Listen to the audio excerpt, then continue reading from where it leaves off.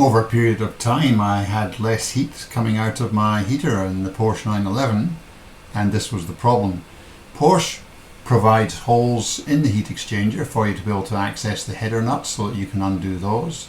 And in my case, inside those holes you could see the tubes that are supplied there had been rusted out, and so there was leakage of air coming out.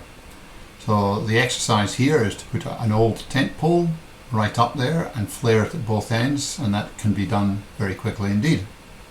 This is the tent pole that I used to make the fix.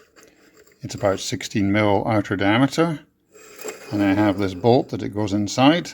Cut a piece of the tent pole off about probably 5mm longer than the height of the heat exchanger, and there's a flaring machined into this nut with my lathe.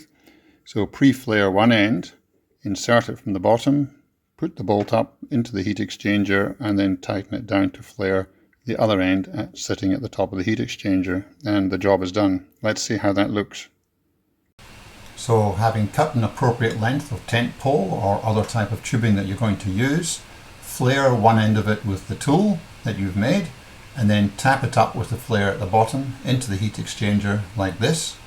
Then insert the bolt right through to the top, add the nut with the flaring profile on it and tighten those down quite tightly, and then you'll get a flare at the top, and the whole tube sits in there quite strongly.